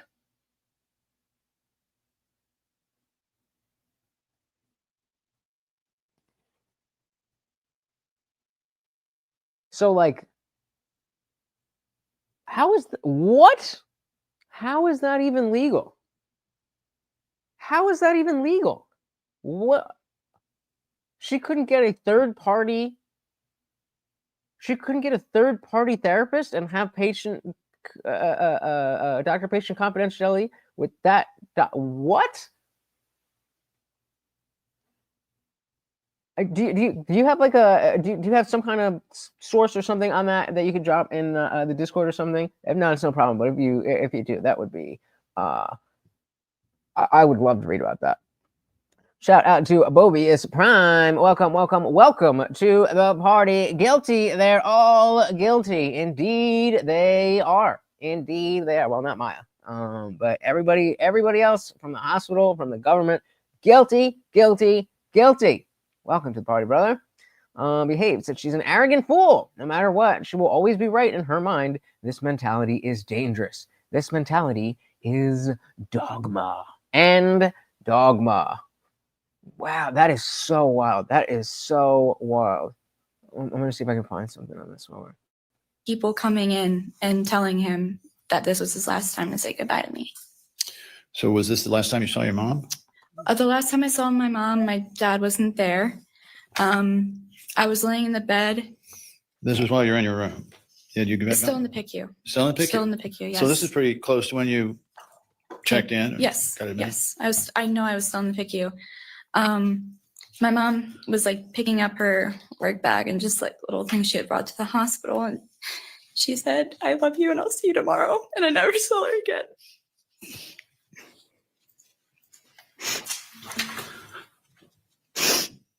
Need some water?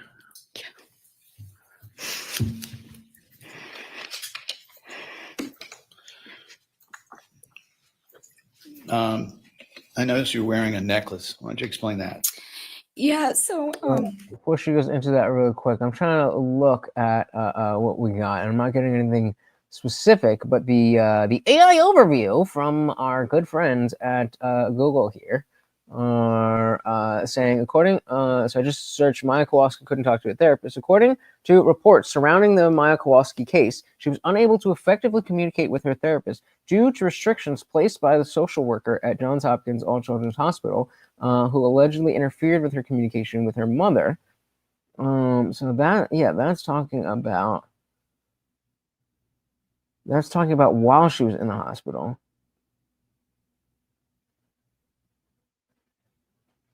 That's 40 minutes. I'm not going to go through that. What we got over here? Here's from a family vision. Yeah, okay. I don't see anything specific, but yeah, if you have something specific on that, that would be awesome. All right. Let's see. So December 10th was my birthday. I turned 11, and I was unfortunately still in the hospital at the time. And the hospital has this program where they collect funds for children who are still in the hospital on their birthday. I was given $20 to spend. And I remember the social worker came in, and she asked me what I'd like to buy. I bought a Nerf gun for my brother.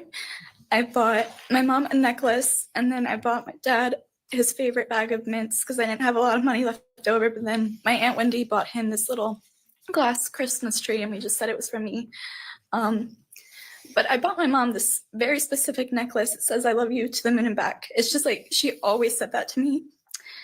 And then I found out later that she wore it every single day. And when she was found in the garage, she was still wearing it. Oh. And I have it on my neck right now. Have some water. I still got the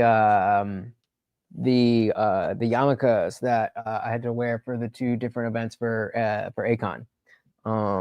Like one for the actual funeral, and then one when we were at Shiva.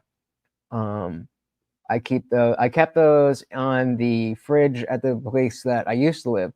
And then when I moved, I just kept them in the car, and they're just, I'm in the car a lot, so they're always there. I feel you, girl. I feel you.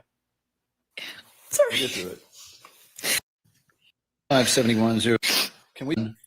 We're going to switch for a second there, Maya, and ask you about obvious symptoms at the time of your admission. Now, the record reflects it. This is October 8th, 2016. So this would have been the day after you came in. Yes. And was it a Friday? And then this one would have been on a Saturday? Correct. All right. And what is that there? It's a lesion. And again, the same thing. It's just smaller ones connecting. Okay. Now, since that time, have you had the opportunity to review some of the Johns Hopkins records that were supposed to be documenting your condition here and there? Yes. All right. Let's show 1001-2645. And I'll represent for the record. It'll show it's the skin assessment for that same day. Let's look for the 8th here.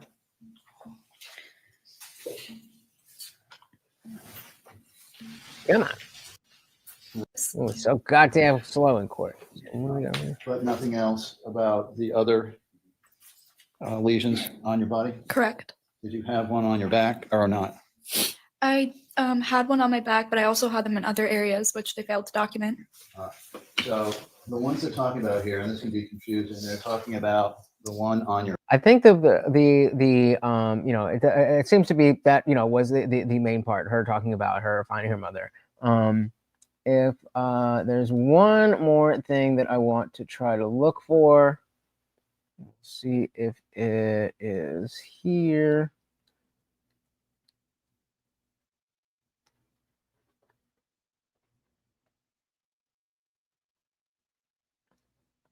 And did the conduct All right, of Johns this is Hopkins it. All Children's Want to keep the Hospital party raging? in fact harm Maya Kowalski? Yes. That was Maya Kowalski crying as the verdicts were read in her civil suit against Johns Hopkins All Children's Hospital in Florida after the jury found that hospital responsible for her mother's Mom. suicide. In all, the jury awarded Maya Kowalski's family $211 million in punitive and compensatory damages after the 9-week trial in Tampa, Florida. Maya's mother, Beata Kowalski, died by suicide in January of 2017 after her daughter had been kept in isolation at the Children's Hospital. Doctors there had suspected Beata might be abusing Maya by making up her pain symptoms, but she wasn't.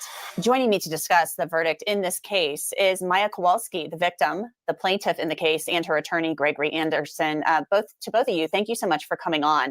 Maya, first, I want to start with you. How are you doing? You've had some time now to process this entire thing and really think about it and let it soak in. I would say that I'm doing pretty well. You know, unfortunately, the verdict doesn't erase what had happened in the past, but it definitely gives us a little bit of peace in terms of moving forward. We know that our truth was heard. The yeses in this case seem to be very important to you. We watched as the verdicts were read. We saw the emotion from you. Talk to me about how important those yeses were. When the first yes was read, that is when I completely broke down. I mean, when I was told in the hallway that the jury had a verdict, I already started getting emotional. And then sitting in the courtroom and realizing that for me, it was like the biggest day of my life. I mean, that's what it felt like. So hearing the confirmation that we were in the right I can and imagine. my mom was vindicated, it meant everything. And look Tell me a how little bit young about she your was. mom. Look how young she was at the time of this. Like obviously I was Felt watching. like. So hearing the confirmation that we were in the right and my mom was vindicated. Like, look at what we're talking about. This is a 10-year-old girl and a normal family. Destroyed. It meant everything. Tell me a little bit about your mom, if you would. I mean, you know, she's your mom, and you lost your mom. That's what this whole lawsuit was about. It was about you losing your mom, the way in which you did, who was responsible, and whether or not Okay, you and your mom were believed. Yeah, no, my mom was very incredible. I loved her with all my heart. We were so similar in a lot of ways. I think our personalities, I always joke like I'm a carbon copy of her because, I mean, I even resemble again like this, like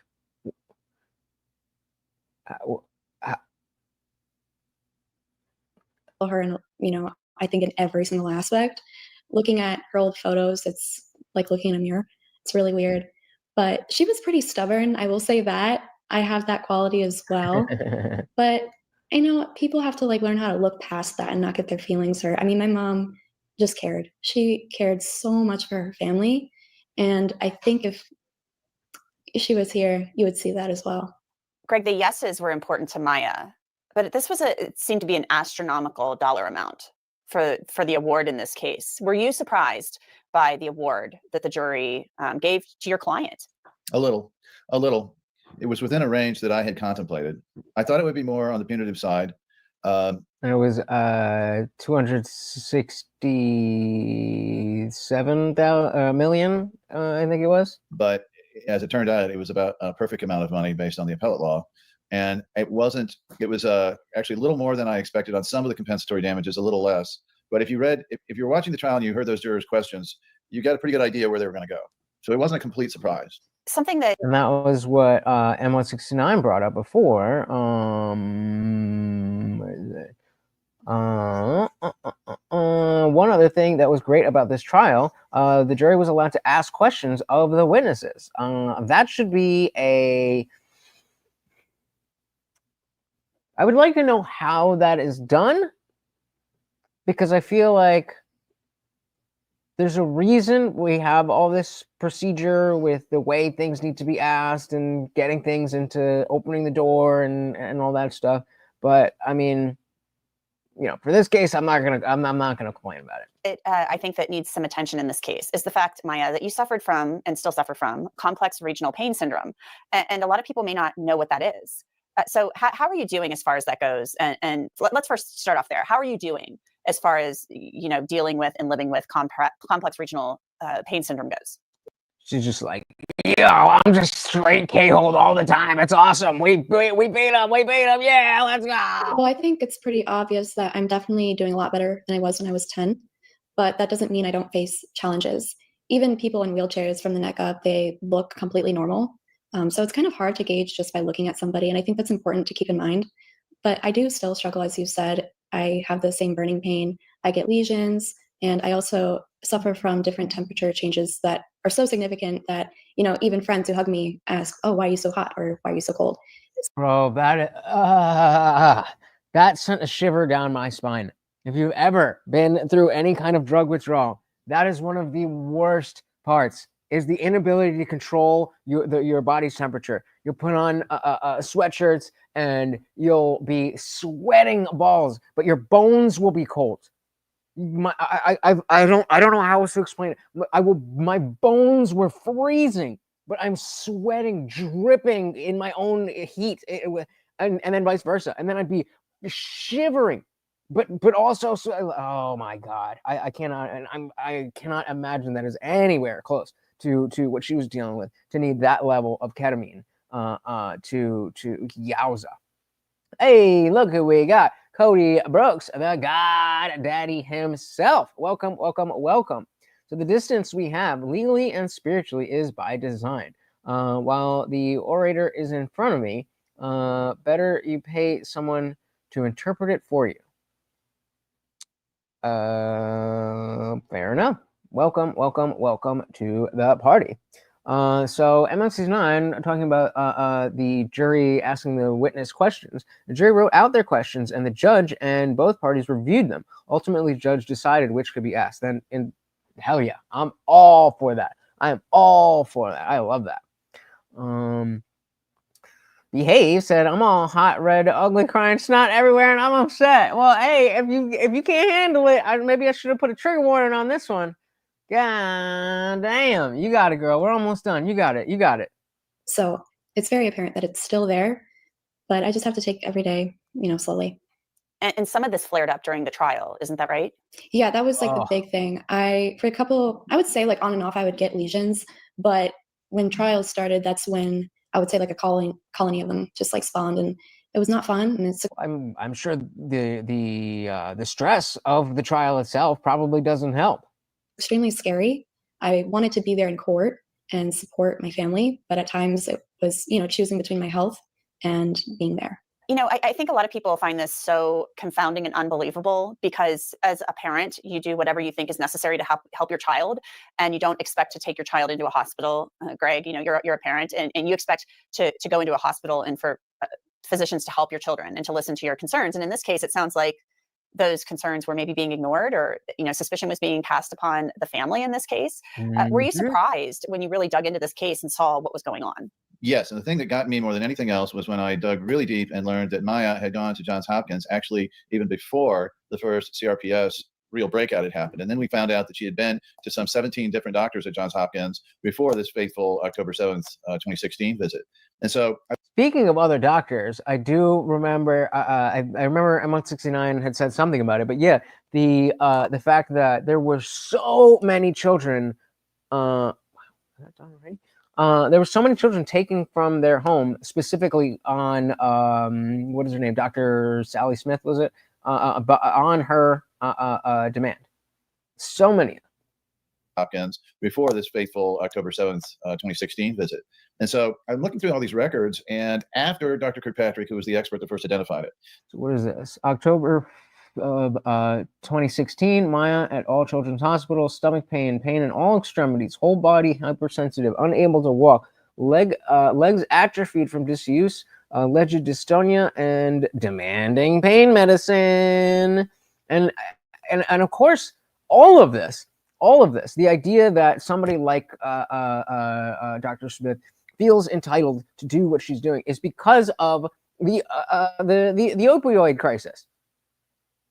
It's just one bad thing causes another bad thing, causes another bad thing, causes another bad thing because of the experts. The experts, the science. It's become too big. I am a huge proponent of the scientific method. But it is the same way that we trust capitalism. We trust the free trade of goods and services to keep our economy afloat. When you start messing with that, when you start adding regulations to that, then even if we're at the point we're at now, we can't just be, okay, everybody, just no more regulations, just laissez-faire capitalism, anything goes. Well, that wouldn't work either, because so many of the companies that are in bed with the government are already so far ahead that it wouldn't be a free market. And these like I don't know if it maps on perfectly, but this idea of trust the experts, that has also become too big and too entwined in politics and narrative and woke and all that stuff for it to just be, oh, trust the experts. Well, they're the expert. It's the people who were the experts that destroyed the trust in the experts. He identified it in September of 2015. And after that, all the hospitals, all the doctors looked at it and went, We got here. So my admissions and visits at the hospital. Well, you can take a screenshot of that if you want. But admission date, discharge date, location, and event. She first went in June 2016. And June again, and July of the same year. So we went 4 times in the same year. yeah, that's what it is. It's CRPS, you know. And then and Johns Hopkins carried that through all the way until this one afternoon and evening. And all of a sudden, after all of that data and all of these different doctors' opinions, everything changed. That's what blew me away. There's something I want to talk about, and I know it's a really sensitive subject, but you filed a complaint with a police department alleging and claiming, Maya, that says she denied a history of sexual abuse. Okay, I haven't heard anything about this. Okay. She denied a history of sexual abuse. She stated that one time previously a doctor had looked at her private parts but did not touch her, and it made her feel uncomfortable. She decided self-deletion ideation. That you were sexually assaulted during a stay at the hospital. And let's see how this plays out. But I don't love how this is just kind of randomly in here. Like, if the doctors are wrong, the doctors are bad, and the doctors are doing one towards the, okay, great. But you said there's nothing there. Where is this going? Where is this going? This is something that came up throughout the course of the trial, or at least during the trial. I forgot about that. Greg, tell me, first of all, what is the status of that complaint? Because they're not telling us anything about that as far as where the investigation stands. That's kind of standard protocol. Yeah, well, you and me both. We filed a complaint with the St. Petersburg Police Department, and we raised the allegations of the sexual abuse of Maya. And we've been. What we were talking about before. These are the pictures we were talking about before, where they held her down, and she's in clothing, but they took off clothes to reveal her stomach and all that stuff, and held her down and took these pictures. So I guess that's what they're talking about.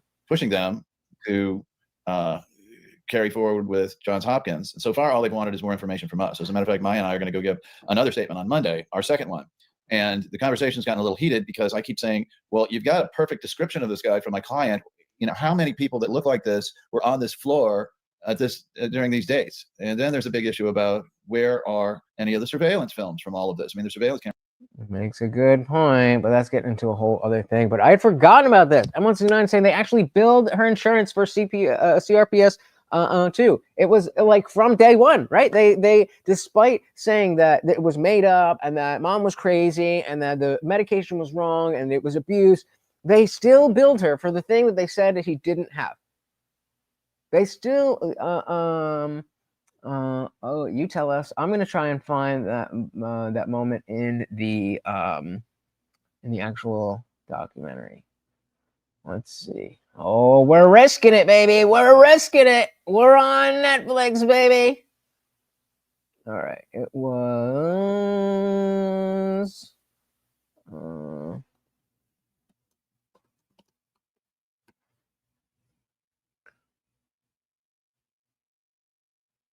All right, so let's skip through and see what we could see.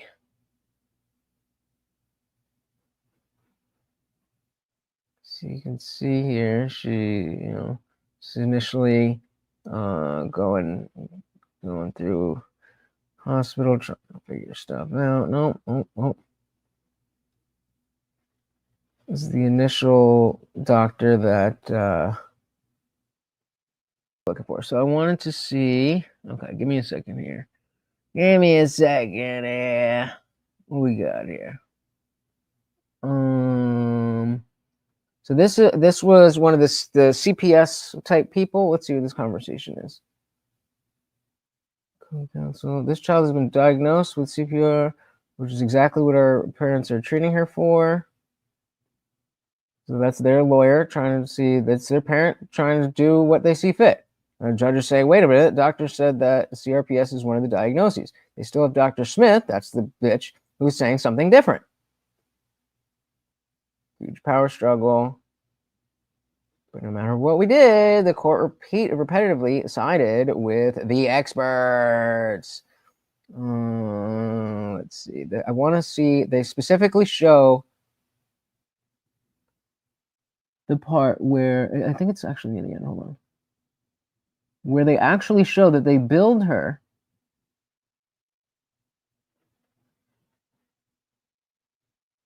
for the CRPS. I don't know if I'm going to be able to find it just by scrubbing through like this. We can try.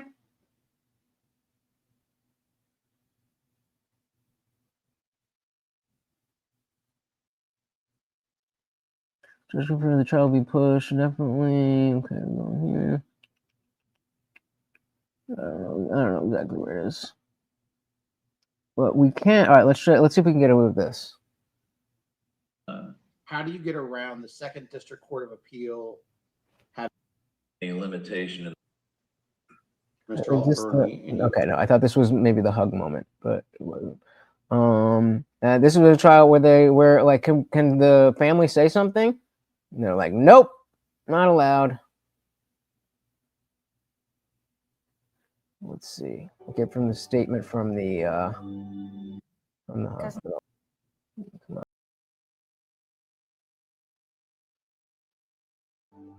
Probably the biggest understatement I could make. Hold on. Settle. Stick with me. Hold on. I want to get their statements. Okay. Dr. Sally Smith and the Sunco Center settled their portion of the lawsuit. So they already has issued the following statement. Our primary priority at Johns Hopkins All Children's Hospital is always... Wait, yeah, make sure you... Okay, cool. Our primary priority at the hospital is always the safety and privacy of our patients and their families. Therefore, we strictly follow privacy laws that limit the amount of information we can release regarding any particular case. They go on to say, ...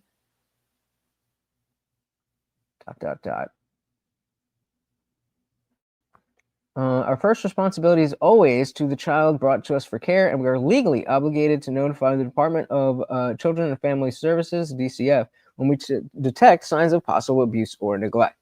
It is DCF that investigates the situations and makes the ultimate decision about what course of action is in the best interest of the child. So again, we see somebody be like, well, hey, I'm just doing this. It's somebody else's job to do that. So again, the bottom line here is that I went into this documentary. What's good? Sizemore coming at the last minute. What is good? Behave said people are imperfect. Science is always evolving and getting it wrong. I wish it was rock solid facts, but it will never be rock solid. That's because it is not an answer. Science is not an answer. Science is a process to find answers. And we will always be able to find better answers. But that process is the best that we have. And we have to continue following the process, which means questioning the science, questioning the experts. And so I went into this documentary thinking, oh yeah, all right, I'm gonna have a perfect non-political way to say, hey, look, trans activists, you're wrong. This is a real thing. It really happens. You should not be pushing this stuff. And I was totally wrong about the direction of the documentary. because I'm not married to having to dominate a specific message and jam a square peg into a round hole, then I'm just able to I'm just able to say, oh, okay, I was wrong about that. But now that I'm wrong about that, let's look at it in a different way. And we still have a very important lesson to be learned, that the idea of parental rights is not just black and white. It's not just as simple as somebody with first order thinking like Emma Vigilant is going to be, are you for parental rights or not? Parental rights to do what? To do what? Shout out to Indy Film. Welcome to the party. And taking it was a pretty heavy stream. Yeah. This is definitely one you want to catch on the replay if you missed it. Good to see you, brother. Good to see you. We are about to head out, but M1 is 69 can close us on this. And I tried to find the interview with Greg Anderson. I'm having trouble finding it. This type of case interests the chat. Megan Fox covers many cases just like this. Sadly, this kind of thing happens more often than you'd think. I bet it does. And again, that's why when we find parents who are legitimately afraid that their child is going to be taken away if they don't trans them, and so they're buying into it so that they don't get their child taken away, maybe we can have a little bit more grace for those parents. So the crazy thing is that in this case, trusting the experts would have saved Mia's mom. It was the bias and dogma of someone who thought they knew better than the experts that put this family through this. And yeah, so layers upon layers upon layers upon layers, always taking it case by case, and it's just as simple as, oh Jesus, what do we got here?